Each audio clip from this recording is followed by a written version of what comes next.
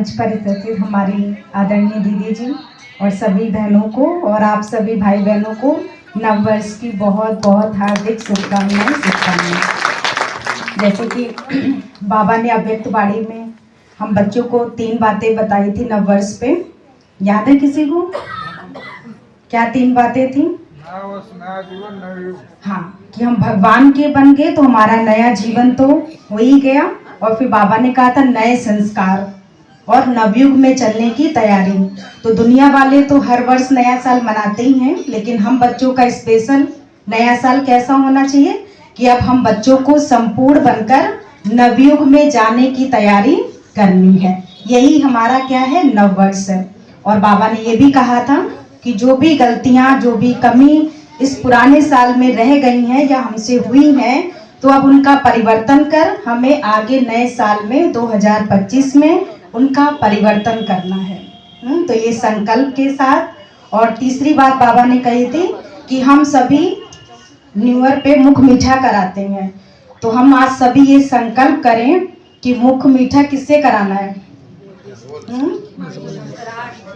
मुस्कुराहट से नहीं, मुख मीठा कराना है, मीठा बोलकर। तो ये इस साल का हम होमवर्क रखें, क्योंकि हमने इस साल का होमवर्क रखा है कि हमें मीठा बोलकर लोगों का मुख मीठा कराना है। क्योंकि जब हम संकल्प करेंगे तो फिर बाबा तो हमें पदम गुणा मदद करते ही है। फिर बाबा ने कहा था ये संगम युग है, मौजों का युग है।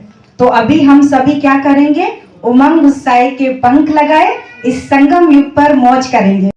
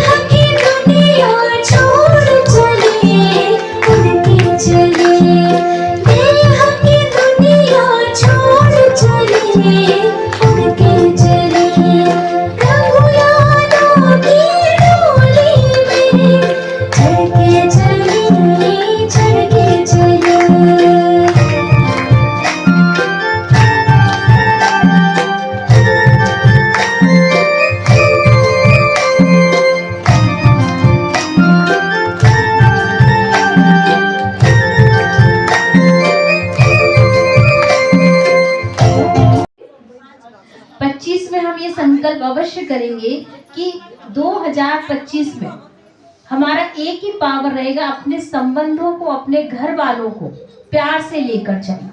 अगर घर में खिटपिट है, घर में बोलचाल नहीं है, घर में हम एक दूसरे से संगठन में एक मत नहीं है, तो ध्यान रखिए कि आप बाबा के घर की सेवा कर ही नहीं सकते, आप सेवा के धारी ही नहीं कहलाएंगे। क्योंकि जब परिवार में यूनिटी नहीं है, परिवार में हमारे आपस में एक दूसरे का व्यवहार अच्छा नहीं है, तो हम समाज में क्या सिखाने निकलेंगे। इसलिए इस 25 में अपने आप से एक वादा करिए, कम बोलेंगे, धीरे बोलेंगे और मीठा बोलेंगे। और ये 3 पॉइंट पक्का करेंगे तो जरूर आपको बहुत मदद मिलेगी। जो आप करना चाहते हैं अपने परिवार को एक मत, तो उसमें बहुत सहयोग आपको मिल सकता है। तो इस बात का ध्यान रखेंगे। बाकी सभी ने बहुत अच्छा सुनाया, सबको बहुत बहुत बधाइयाँ।